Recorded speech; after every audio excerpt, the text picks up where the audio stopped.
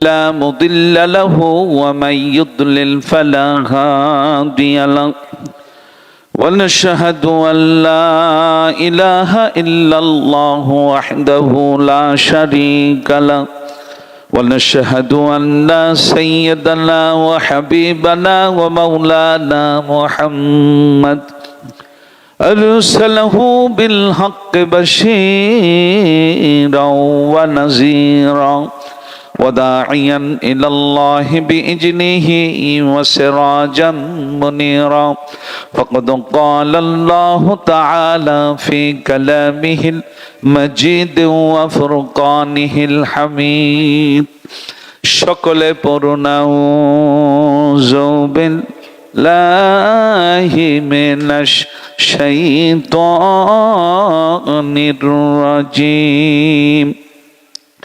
বিসমিল্লাহির রহমানির রহিম ওমা আরসালনাকা ইল্লা রাহমাতাল লিল আলামিন সাদাকাল্লাহুল মাওলানাল আযীম وصدق رسوله النبي الحبيب الكريم ونحن على ذلك من الشاهدين والشاكرين সকলে মোহব্বতে প্রাণ খুলে পড়ুন আল্লাহুম্মা সাল্লি আলা সাইয়্যিদিনা মাওলানা মুহাম্মদ وعلى آل سيدنا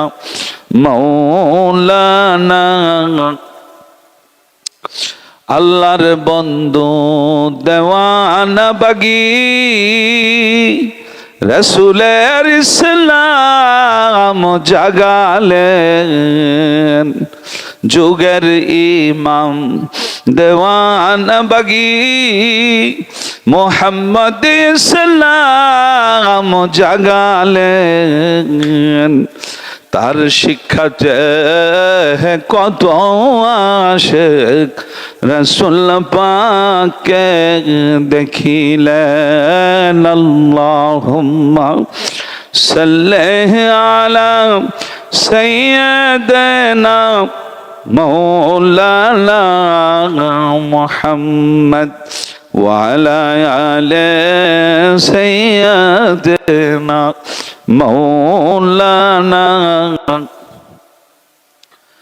نحمده ونصلي على رسوله الكريم أما بعد পবিত্র ঈদ মিলাদুন নবী সাল্লাল্লাহু আলাইহি ওয়াসাল্লাম উদযাপন এবং জ্যেষ্ঠ সাহেব জাদা ইমাম ডক্টর সৈয়দ এফএম নূরে খোদা আল আজহারি মাদ্দাজিল্লাহুল আলী হুজুরের শুভ জন্মদিন উপলক্ষে বাবে জান্নাত দেওয়ানবাগ শরীফে আয়োজিত আজকের এই পবিত্র আশিকে রাসূল সাল্লাল্লাহু আলাইহি সাল্লাম সম্মেলনে উপস্থিত আওলাদে মুর্শিদগণ, আমার সামনে উপস্থিত দিনদার ইমানদার আশিকে রাসূল মুসলমান ভাইরা, মঞ্চে উপবিষ্ট দেশ বরেণ্য হযরত উলামায়ে কিরাম, আজকের মাহফিলে গুরুত্বপূর্ণ আলোচনা এবং জুমার জামাত পরিচালনা করবেন উপমহাদেশের প্রখ্যাত আলেমে দ্বীন বিশিষ্ট ইসলামী চিন্তাবিদ রঘুনাথপুর দারুস সুন্নাত কামিল মাদ্রাসার সাবেক মুহাদ্দিস হযরতুল আল্লাম এটিএম ফজলে রব্বি মোহাম্মদ ফরহাদ সাহেব।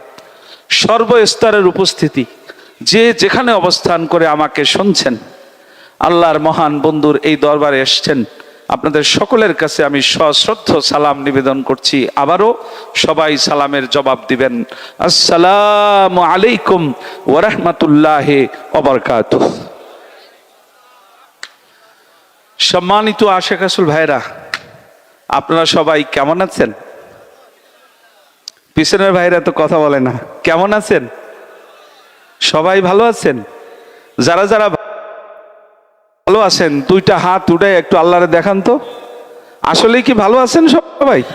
জোরে বলুন, আওয়াজে বলেন, আমরা কি সবাই ভালো আছি? আলহামদুলিল্লাহ। হাত নামান।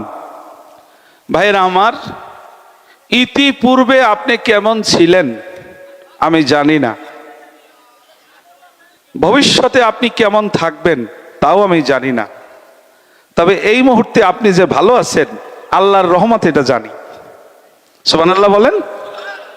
এমন একটা জায়গায় আমরা এখন অবস্থান করতেছি, এটা আল্লাহর বন্ধু সুফি সম্রাট দেওয়ানবাগী রাহমাতুল্লাহ আলাইহির প্রতিষ্ঠিত সর্বপ্রথম দরবার। মনে আছে আপনাদের? এটা প্রথম দরবার।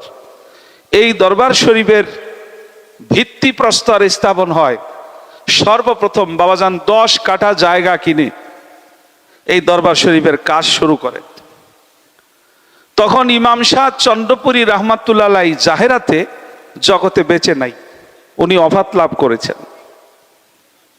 আমার মুর্শেদ বাবা দেওয়ানবাগী চন্দ্রপাড়া থেকে ঢাকা আসলেন। এরপর এখানে উনি 10 কাঠা জায়গা ক্রয় করে দরবারের কার্যক্রম শুরু করলেন।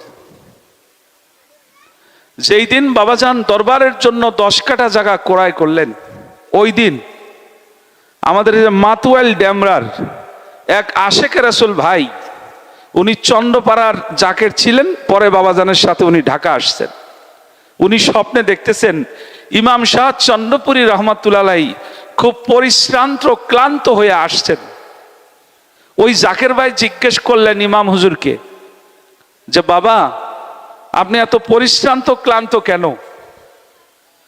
কয় বাবে জান্নাত দরবারের জন্য 10 কাঠা জায়গা ক্রয় করে দলিল কমপ্লিট করে আসলাম। এইদিকে বাবাজান জমি কিনতেছে দরবারের জন্য, ওইদিকে আশেকে রাসূলগণ স্বপ্ন দেখতেছে চন্দ্রপুরী রহমাতুল্লাহ আলাইহি বলতেছে আমি জায়গার দলিল করে আসলাম। এতে কি বোঝা যায়? এতে কি বোঝা যায়? এই দরবার শরীফটির সাথে আল্লাহ এবং আল্লাহর বন্ধু মিশে আছে, বোঝা যায় না? যায় না? এই দরবার শরীফ নিয়ে বিভিন্ন সময় বাবাজান অনেক টেনশনে ছিলেন। একদিন বাবাজান বাবে রহমতে, মতিঝিলের আরামবাগ বাবে রহমতে, তিনি ফজরের নামাজ পড়ে মোরাকাবারত তন্দ্রাচ্ছন্ন অবস্থায় রাব্বুল আলামিনের কাছে প্রার্থনা করতেছিলেন এই দরবার শরীফের নিরাপত্তার জন্য, আশেকে রাসূলদের নিরাপত্তার জন্য। ওই তন্দ্রাচ্ছন্ন অবস্থায় মোরাকাবার ভিতরে বাবাজান দেখতেছিলেন মহান রব্বুল আলামিন দয়া করে তশরিফ গ্রহণ করেছেন। রব্বুল আলামিন দয়া করে বাবাজান কেবলার সামনে এসেছেন, এসে বললেন আপনি আপনার বাবে জান্নাত দেওয়ানবাগ দরবার শরীফকে নিয়ে অনেক চিন্তিত, আপনাকে আর চিন্তা করতে হবে না। এই যে দেখেন, দেখেন বলে রব্বুল আলামিন তার হাত মোবারককে প্রসারিত করলেন। বাবাজান কেবলা বললেন রব্বুল আলামিন দয়া করে আমার সামনে দণ্ডায়মান হয়েছেন, আমি দেখতে পেলাম রব্বুল আলামিনের হাত মোবারক তিনি যখন প্রশস্ত করলেন তখন গোটা বাবে জান্নাত দেওয়ানবাগ শরীফ দরবারটি রব্বুল আলামিনের হস্ত মোবারকের নিচে চলে গেল, আল্লাহর হাতের নিচে এই দেওয়ানবাগ শরীফ। ঘটনাটি মুর্শেদ কেবলা জান পাক জবানে বলেছেন, আমি মহিউদ্দিন খান ফারুকী নিজ কানে শুনেছি এবং তাফসিরে সুফি সম্রাট দেওয়ানবাগীতে ঘটনাটি লিপিবদ্ধ করেছি। আপনারা প্রথম খণ্ডে আল্লাহর হাত মোবারকের বর্ণনা নামে একটা চ্যাপ্টার আছে না, ওখানে আপনারা পাবেন। ওখানে বাবাজান কেবলার নির্দেশে আমরা ঘটনাটি ওখানে উল্লেখ করে দিয়েছি। সম্মানিত ভাইয়েরা, তাহলে আপনারা কেমন একটা জায়গায় এখন বসা আছেন যেই দরবার শরীফের উপরে মহান রব্বুল আলামিন নিজে তার হাত মোবারক বিস্তার করে তার হাতের নিচে দয়া করে আমাদেরকে আশ্রয় দিয়েছেন। সেই মহান রব্বুল আলামিনের দরবারে আমরা কি শুকরিয়া আদায় করব না? বলেন আলহামদুলিল্লাহ। আরো জোরে বলেন আলহামদুলিল্লাহ। আলহামদুলিল্লাহ রাব্বিল আলামিন কামা ইয়ামবাগি লিজালালি ওয়াজহিকা ওয়া আযীমি সুলতানিক। সম্মানিত ভাইয়েরা, খুব সংক্ষেপে কিছু জরুরি কথা আপনাদের খেদমতে আরজ করব, যদি আল্লাহ পাক তৌফিক দান করেন। ওমা তৌফিক ইল্লা বিল্লাহ। আজকের মাহফিলের জন্য যেই কথাগুলো জরুরি আল্লাহ যেন বলবার, শুনবার, আমল করবার তৌফিক দান করেন। সকলে বলেন আল্লাহুম্মা আমিন। ভাইরা আমার মহান মুর্শেদ সুফি সম্রাট দেওয়ানবাগী রাহমাতুল্লাহ আলাইহি, ওনার সারা জীবনের মিশন এবং ভীষণ এই জিনিসটা ছিল আল্লাহ এবং রাসূলের পরিচয় তুলে ধরা। আল্লাহ এবং রাসূলের পরিচয় তুলে ধরা। দেখেন, আমরা কি জানতাম? আল্লাহ নিরাকার জানতাম না? আল্লাহকে দুনিয়ায় দেখা যায় না। জানতাম কি না? আমরা এও জানতাম আল্লাহকে নিয়ে চিন্তা করলে ঈমান নষ্ট হয়ে যাবে, আল্লাহর সৃষ্টিকে নিয়ে চিন্তা করতে হবে, এমন কথা আমাদের সমাজে ছিল না? ছিল। আল্লাহর মহান বন্ধু সুফি সম্রাট দেওয়ানবাগী রহমাতুল্লাহ আলাইহি বলেন যে আমি আমার মুর্শেদ ইমাম শাহ চন্দ্রপুরী রহমাতুল্লাহ আলাইহির দরবারে গিয়ে 1 যুগ 12 বছর গোলামি করে সাধনা করে আমি রাসূল সাল্লাল্লাহু আলাইহি সাল্লামের পরিচয় পেয়েছি। রাসূলের পরিচয় পাওয়ার পরে রাসূলের হাত ধরে আমি রাব্বুল আলামিনের পরিচয় পেয়েছি। আমি যখন রাব্বুল আলামিনের পরিচয় পাইলাম তখন আমি দেখলাম আল্লাহ তো নিরাকার নন, আল্লাহর আকার আছে। আল্লাহর কি আছে? আকার আছে। তার অপরূপ সুন্দর নূরের সূরাত আছে। আমি দেখলাম মানুষ বলে আল্লাহ নিরাকার, আসলে তো আল্লাহর আকার আছে। মানুষ বলে এই দুনিয়ায় আল্লাহকে দেখা যায় না, কিন্তু আমি তো আল্লাহর পরিচয় এই দুনিয়াতে থেকেই পাইলাম। আমার দয়াল রাসূল সাল্লাল্লাহু আলাইহি সাল্লাম মেরাজে গেছিলেন এই দুনিয়ায় থেকেই মেরাজে গিয়ে আল্লাহর দিদার পেয়েছেন। ইমাম আহমদ ইবনে হাম্বল এই দুনিয়ায় থেকেই আল্লাহর পরিচয় পেয়েছেন। ইমামে আজম আবু হানিফা রাহিমাহুল্লাহ এই দুনিয়ায় থাকতেই আল্লাহর পরিচয় পেয়েছেন। সারা পৃথিবীর জামে আম্বিয়া, জামে আউলিয়া আল্লাহর পরিচয় পাইছেন এই দুনিয়ায় থাকতেই। বাবাজান কেবলা তখন সিদ্ধান্ত নিলেন যে আমি এই সমাজের ভুল ধারণা আমি ভাঙব, ভুল ধারণা ভাঙব। তিনি কি করলেন?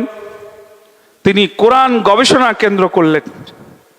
বাংলাদেশের সবচাইতে বড় বড় পণ্ডিত, বিশ্ববিদ্যালয়ের শিক্ষক যারা পিএইচডি ডিগ্রি প্রদান করে, বাবাজান দয়া করে তাদেরকে সংবাদ দিয়ে আনলেন, এনে বললেন যে আমি আল্লাহকে দেখেছি, আমি আল্লাহর পরিচয় পেয়েছি, আমি আল্লাহর যেই রূপ দেখছি এই রূপটা যদি আমি সরাসরি বলি তাহলে সমাজের মানুষ বিশ্বাস করতে নাও পারে। তা আমি যেই রূপটা দেখছি এই রূপের বর্ণনা আমি কোরআন থেকে খুঁজা বাইর কইরা আমি তাফসীর লেখা আমার বাস্তব দর্শন, বাস্তব অভিজ্ঞতা, এটাকে আমি কোরআন হাদিস দিয়া জাতির সামনে উপস্থাপন করব। সম্মানিত ভাইয়েরা, দীর্ঘ ঘটনা। বাবাজান দীর্ঘ 25 বছর সময় লাগাইলেন শুধু তাফসীরের প্রথম খণ্ড কমপ্লিট করতে। সর্বশেষ 16 বছর 9 মাস আমার মুর্শিদ কেবলা জানের কদম মোবারকে থেকে এই গবেষণা কার্যক্রম সাথে জড়িত হয়ে গোলামি করার, খেদমত করার সৌভাগ্য আল্লাহ আমাকে দিয়েছিলেন। জাকের ভাইরা এখানে হাজার হাজার জাকের ভাই আছেন, তারা সাক্ষী, তারা দেখেছেন সারাদিনই আমরা বাবে রহমতের দোতলায় থেকে কোরআন গবেষণার কাজ করতে হইতো। জাকের ভাইরা আমাকে নিয়ে মাহফিলে খুব টানা হেসরা করতেন। বাবাজান বলতেন যে এই মেয়ারে যদি এত মাহফিলে টানা হেসরা করেন তাহলে আমি তাফসীরটা কমপ্লিট করব কেমনে? দয়া করে এইভাবে বলতেন যে আপনারা মহিউদ্দিন মিয়াকে একটু সুযোগ দেন, আমি যাতে তাকে দিয়ে তাফসীরের কাজটা কমপ্লিট করাইতে পারি। সম্মানিত ভাইরা, সেই মহান মুর্শিদ কেবলা জান তিনি তাফসীর শরীফ লিখলেন। তাফসীরে সুফি সম্রাট দেওয়ানবাগী প্রথম খণ্ড, প্রথম অধ্যায় আল্লাহর একাত্মবাদের পরিচয়, আল্লাহর একাত্মবাদের প্রমাণ, আল্লাহ যে নূরময় সত্তা তার প্রমাণ, আল্লাহর চেহারা মোবারকের প্রমাণ, আল্লাহর চক্ষু মোবারকের প্রমাণ, আল্লাহর কান মোবারকের প্রমাণ, আল্লাহর জবান মোবারকের প্রমাণ, আল্লাহর হাত মোবারকের প্রমাণ। এই কথা বলে কি এখানে? ভাই কথা বলবেন না, প্লিজ স্টপ ইউর কনভারসেশন। সম্মানিত ভাইয়েরা, এরপরে মহান মুর্শিদ কেবলা জান ওখানে যুক্ত করলেন মহান রব্বুল আলামিনের দেহ মোবারকের প্রমাণ, মহান রব্বুল আলামিনের কদম মোবারকের প্রমাণ। আপনারা আশ্চর্য হবেন, প্রত্যেকটা জিনিস মহান মুর্শিদ কেবলা জান রব্বুল আলামিনের পরিচয় লিখতে গিয়ে প্রত্যেকটা বিষয় মহাগ্রন্থ আল কোরআন থেকে আয়াত বের করে ওই আয়াতের ব্যাখ্যায় নবীজি কি বলেছেন ওই হাদিস বের করে বাবাজান কেবলা তাফসীর শরীফে অন্তর্ভুক্ত করে দিয়েছেন। জোরে বলেন সুবহানাল্লাহ। বাবাজান কেবলা কোরআন গবেষণা করতে গিয়ে পাইলেন আল্লাহর চেহারা মোবারকের উপরে কোরআনে আয়াত আছে 14টা। কয়টা? তাহলে আল্লাহ পাকের চেহারা মোবারক আছে। এখন যার চেহারা আছে উনি কি আকার না নিরাকার? আকার। কিবলা 14 খানা আয়াত শুধু চেহারা মোবারকের উপরে খুঁজে বাইর করছেন। আইনামা তুয়াল্লু ফাসাম্মা ওয়াজহুল্লাহ। আল্লাহ পাক বলেন তোমরা যেই দিকেই চক্ষু ঘুরাও তোমাদের মহান মালিক আল্লাহর চেহারা মোবারক রয়েছে। বাবাজান কিবলা বলেন যে হ্যাঁ, আল্লাহর চেহারা মোবারক আছে, তবে আল্লাহর কিন্তু রক্ত মাংসের মানুষের মতো এই রকম দেহ না। আল্লাহ রাব্বুল আলামিন হলেন নূরের। আল্লাহ কিসের? নূরের। আল্লাহু নূরুস সামাওয়াতি ওয়াল আরদ। আল্লাহ বলেন আমি আসমান এবং জমিনের নূর। আল্লাহ নূরের। ভাইরা আমার, আপনারা শুনলে খুশি হবেন, আমার মহান মুর্শিদ কিবলা যান শুধু আল্লাহর পরিচয়ের উপরে 8 খণ্ড কোরআনের তাফসীর তিনি লিখেছেন। সুবহানাল্লাহ বলেন। কয় খণ্ড? 8 খণ্ড। এই পর্যন্ত এই তাফসীর শরীফ আমরা বিশ্ববিদ্যালয়ের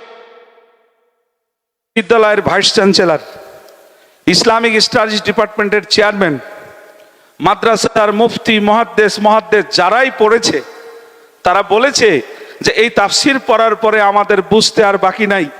এতদিন জানতাম দেওয়ানবাগী হুজুর শুধু ওলি আল্লাহ, কিন্তু এই তাফসীর পড়ার পরে আমাদের আর বুঝতে বাকি নাই উনি শুধু ওলি আল্লাহ না, উনি বর্তমান জমানার শ্রেষ্ঠ ওলি আল্লাহ, বর্তমান জমানার শ্রেষ্ঠ আলেম। জোরে বলেন সুবহানাল্লাহ। ভাইরা আমার, সেই মুর্শিদ কিবলা যান যিনি নিজে আল্লাহর পরিচয় পেয়েছিলেন, আল্লাহকে উনি কি রূপে দেখছেন সেই রূপের বর্ণনা দিয়েছেন তাফসীর লিখতে গিয়ে। এই তাফসীরটা যেন আল্লাহর ইচ্ছা মতো হয়। কার ইচ্ছা মতো? এই জন্য বাবাজান কিবলা একটা মানত করলেন আল্লাহর দরবারে। আমরা বিভিন্ন সময় মানত করি না? বাবাজানও মানত করলেন। কত টাকা মানত করছিলেন জানেন আপনারা? আজকে বলে দেই, শুনে নেন। বাবাজান কিবলা প্রথমে মানত করছিলেন 1 কোটি টাকা, তারপরে মানত বাড়ায় করলেন 3 কোটি টাকা, তারপরে মানত বাড়ায় করলেন 5 কোটি টাকা, সর্বশেষ বাবাজান মানত করছিলেন 10 কোটি টাকা। কয় কোটি? খালি তাফসীরের প্রথম খণ্ডটা। বাবাজান বলেন যে আল্লাহ যেমন আমি আল্লাহকে দেখছি, আল্লাহর ওই রূপের বর্ণনাটা যেন আমি কোরআন থেকে বাইর কইরা, হাদিস থেকে বাইর কইরা, আল্লাহর ইচ্ছা মতো সাজাইয়া আল্লাহর বান্দাদের সামনে উপহার দিতে পারি। আমার ভাইরা, কেমন মুর্শিদ কিবলা জানের কদম মোবারক আমাদের নসিব হয়েছে। আপনি দেখেন, আমাদের হাতে যদি 1 কোটি টাকা আসে, আমরা ব্যস্ত হয়ে যাবো জায়গা জমি কিনা, ঘর বাড়ি করা, ব্যবসা বাড়ানো। কিন্তু আমার মুর্শিদ কিবলা জানের সংসারই ছিল ধর্ম। তার সংসারই ছিল ধর্ম। দেখেন, বাবাজানের একজন সাহেবজাদার শুভ বিবাহ তারিখ পড়ছে। বাবাজান কিবলাকে এসে বলা হলো যে বাবাজান আজকে মেয়ের বাড়িতে গায়ে হলুদ। তো বাবাজান বললেন ঠিক আছে। বাবাজান তাফসীরের দোতলায় আমাদেরকে নিয়ে তাফসীর করতেছেন। তো বললেন যে কি? বলে যে বাবা ওই আপনার সাহেবজাদার তো বিয়ে, তো কনের বাড়িতে গায়ে হলুদ। বাবাজান বললেন আমাদের কিছু করা লাগবে? কয় বাবাজান 2টা রুই মাছ পাঠানো লাগবে, 2টা রুই মাছ পাঠানো লাগবে, আর পান পাঠানো লাগবে। বাবাজান বললেন ঠিক আছে। এখন খাদেম যে সেই রুই মাছ কেনার জন্য 2 জন জাকের বাইরে খবর দিয়া বাবের রহমত আইনা রেডি করে রাখছে। লক্ষ্য হইল 2 জনের হাতে 20-30 হাজার টাকা দিয়ে দিবে বড় সাইজের 2টা রুই মাছ কিনে আনার জন্য। বাবাজান কিবলা শুধু বললেন ঠিক আছে। ঠিক আছে বইলে বাবাজান আবার তাফসীর নিয়ে ব্যস্ত হয়ে গেলেন। ওই জাকের ভাই সকাল 10টা থেকে 12টা পর্যন্ত বসা। বাবাজানের তাফসীর তো আর শেষ হয় না। সে অপেক্ষায় আছে বাবাজান তাফসীর কখন শেষ করবে, বাবাজান কখন হুকুম দিবে, খাদেম কখন টাকা দিবে, পরে যাবে মাছ কিনতে। উনি মোটামুটি একটু বিরক্ত হয়ে যেতেছে। ওই খাদেম বাবাজানের অনুমতির অপেক্ষা না কইরা উনি পিছনের দরজা দিয়া বের হইয়া ওই খাদেমের কাছে গিয়ে বলতেছে আপনি বাবার জানের সাথে পরে কথা বলে নিয়েন, টাকা দেন, আমি মাছ কিনে নিয়ে আসি। তো খাদেম ওনাকে একটা ভালো পরিমাণ টাকা হাতে দিয়ে বললেন যান আপনি মাছ কিনতে যান। উনি মাছ কিনতে বাবের রহমতের মেন রোড পর্যন্ত যাইয়াও সারতে পারে নাই। ইত্তু বছরে বাবে রহমতের নিচতলা থেকে ওই যে ডিশ ওয়াশিং টপ, যে বড় ওয়াশিং টপ যেটা করে আমরা তাবারুক সম্মেলনে দিই, এরকম একটা ওয়াশিং টপ ভর্তি একটা রুই মাছ। রুই মাছের লেজাটা বাইরে, মাথাটাও বাইরে, পুরা ওয়াশিং টপটা ভরা শুধু মাছের দেহটা। এত বড় মাছ আমার লাইফে আমি দেখি নাই। দোতলা থেকে নিচতলা থেকে মাছটা নিয়ে বাবাজানের সরাসরি তাফসিরের রুমে ঢুকে গেছে। বাবাজান, ভৈরব থেকে এক জাকের বোন আপনার জন্য এই মাছটা পাঠাইছে। বাবাজান কেবলা মাছটার দিকে তাকায় বললেন যে এই দুইজন মাছ কিনতে যাবে তারা কোথায়? বাবা, ওনারা তো টাকা নিয়ে বের হয়ে চলে গেছে। বাবাজান কেবলা বললেন একটু ধৈর্য ধরতে পারলো না? মোর্শেদের কাছে যেহেতু বলছে, দায়িত্ব তো মোর্শেদের হয়ে গেছে। আল্লাহ তো মাছ একটা পাঠিয়ে দিছে, তারা যদি বের না হইয়া বাবে রহমতের ভিতরেই থাকতো তাহলে আরো একটা মাছ যথাসময়ের আগেই আল্লাহ পাঠিয়ে দিতেন। এর নাম হলো আমার মুর্শেদ সুফি সম্রাট বাবা দেওয়ানবাগী। উনি সেই মহামানব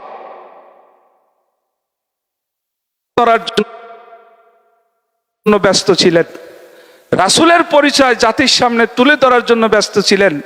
আর সুফি সম্রাট দেওয়ানবাগীর রিজিকের দায়িত্ব, তার সম্মানের দায়িত্ব সব আমার আল্লাহ। ভাইয়েরা আমার, কেমন মুর্শেদ কেবলা জানের কদম মোবারক আল্লাহ আমাদেরকে নসিব করেছেন। আজকে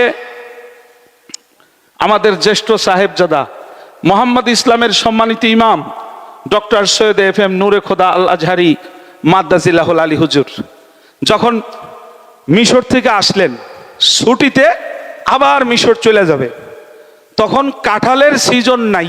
কাঁঠালের সিজন সারা দেশেও আপনি চেষ্টা করলে সিজনই নাই, কাঁঠাল আসবে কোত্থেকে? কাঁঠাল সিজন আসতে আরো 3-4 মাস বাকি। তো বড় হুজুর চলে যাবেন।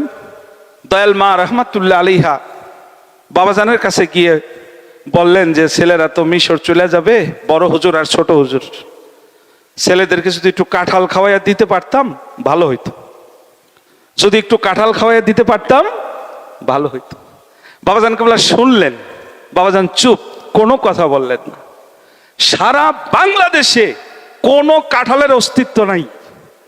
রাতে দয়াল মা বাবাজানকে বলেছেন, সকালবেলা বাবাজান দোতলায় নামছেন, দয়া করে নামার সাথে সাথেই সাভার এলাকা থেকে একজন জাকের ভাই আসছেন। এই মিডিয়াম সাইজের, অনেক বড় না আবার ছোটও না, মিডিয়াম সাইজের 3টা গাছ পাকা কাঁঠাল নিয়ে, 3টা কাঁঠাল গাছ পাকা। বাবাজান কেবলার সামনে যখন কাঁঠাল নিয়ে গেছে, বাবাজান ছোট্ট খাদেমদেরকে বললেন এই কাঁঠাল 3টা বাসায় 3 তলায় তোমাদের দয়াল মার কাছে নিয়ে যাও, আর গিয়া বলো কালকে রাতে যে আমার কাঁঠালের কথা বলছিল, কাঁঠাল কি আরো লাগবে নাই 3টাই চলবে? কাঁঠাল কি আরো লাগবে নাই 3টাই চলবে? সম্মানিত ভাইয়েরা, এই হলেন আমাদের মহান মুর্শেদ সুফি সম্রাট দেওয়ানবাগী রাহমাতুল্লাহ আলাইহি। রাব্বুল আলামিন বলেছেন, আল্লাহর ওলিগণ আমার মেহমান, এই পৃথিবীতে তারা আমার মেহমান, তাদের রিজিকের দায়িত্ব আমি আল্লাহ নিজে নিয়েছি।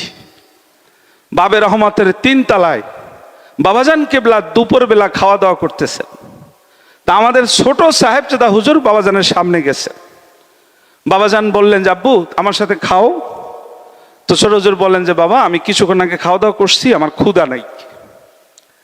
তো বাবাজান কেবলা বললেন তাহলে ঠিক আছে, একটা মিষ্টি আম খাও। কি খাও? একটা মিষ্টি আম খাও।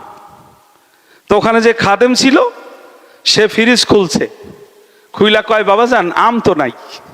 আম কি নাই? এখন বাবাজান কেবলা নিজে বলে ফেলছে ছোট হুজুর কি, আব্বু একটা মিষ্টি আম খাও। এখন সে বলতেছে আম নাই। তো বাবাজান বললেন যে ফ্রিজের ভিতরে ভালো করে খুঁজো। তো সে ভালো করে খুঁজলো, আম নাই। তা আমাদের ছোট হুজুর বললেন যে বাবাজান যেহেতু বলছে আম তো থাকার কথা, এই তুমি সরো আমি দেখি। ছোট হুজুর ফ্রিজটা খোলার সাথে সাথে দেখে এরকম বড় সাইজের 3টা মিষ্টি পাকা আম। উনি বের করে বাবাজানকে বললেন বাবা আম তো আছে। বাবাজান কেবলা বললেন আব্বু আম খাও। সম্মানিত ভাইয়েরা, আমার হায়াতে জিন্দিগিতে এই 16 বছর 9টা মাস আমি খুব কাছ থেকে আমার মুর্শিদ কেবলাজানকে দেখেছি। উনি যে আল্লাহর বন্ধু ছিলেন, আল্লাহর প্রিয় ভাজন ছিলেন, তার প্রত্যেকটি কর্মে রাব্বুল আলামিন নিজে দয়া কইরা তাকে সাহায্য করেছেন। প্রত্যেকটা কর্মে আল্লাহ রাব্বুল আলামিন নিজে তার এই বন্ধুকে সাহায্য করে প্রমাণ করেছেন তিনি আমার বন্ধু।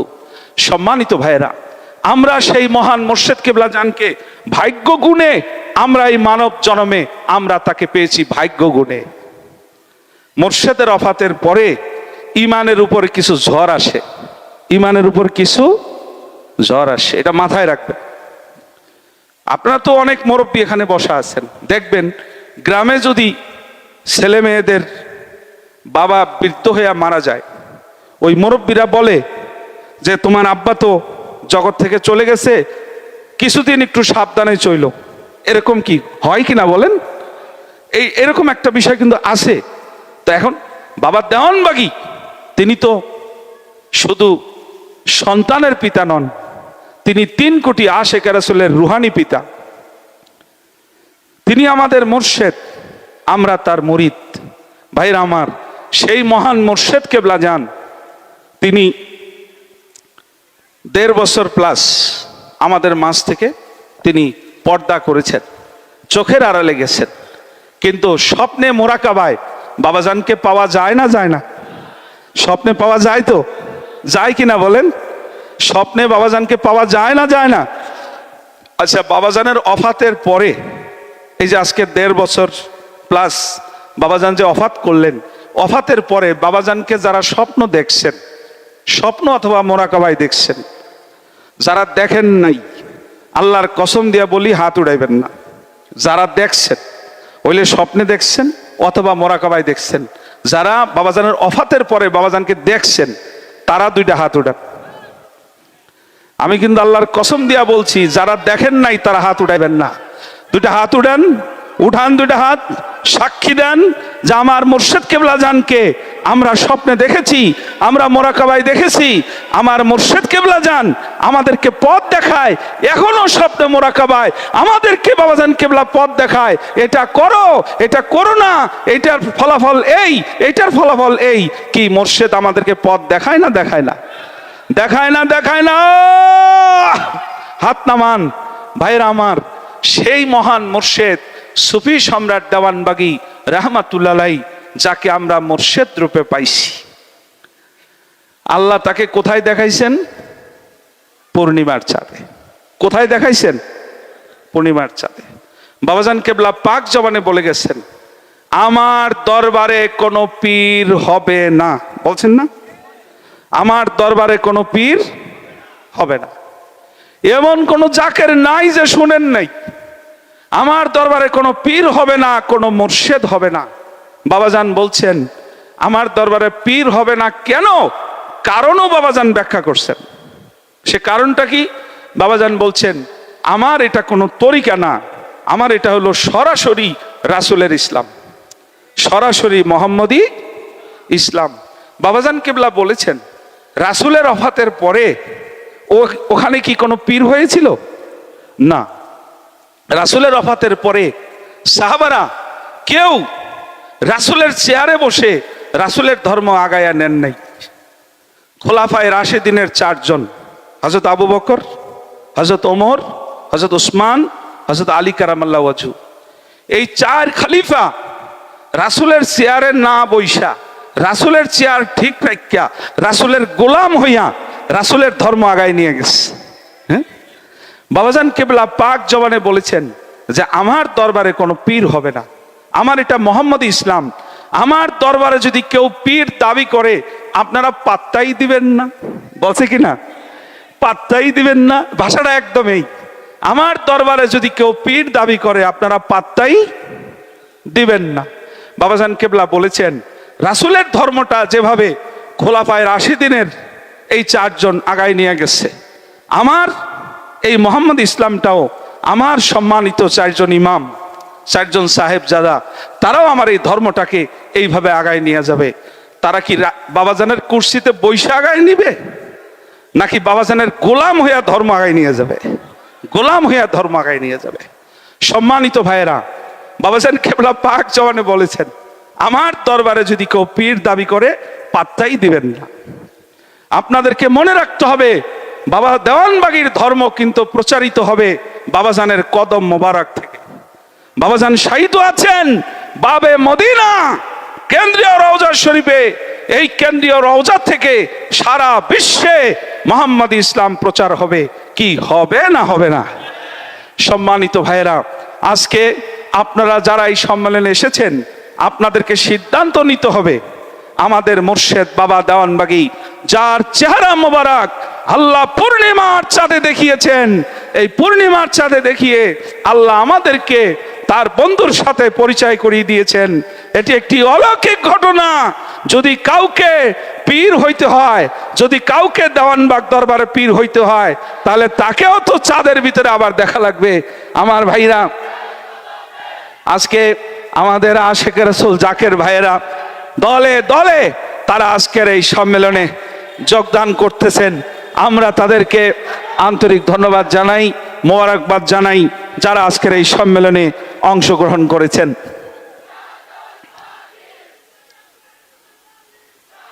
আমার ভাইরা, সর্বশেষ আমি আপনাদের উদ্দেশ্যে যে কথাটুকু বলে আমার আলোচনা আমি শেষ করব, সেটা হচ্ছে এই যে আপনাকে আমাকে মনে রাখতে হবে, যদি আমরা মোর্শেদ সাইরা দেই, মনে রাখবেন আপনি কিন্তু সাগরে পড়ে যাবেন।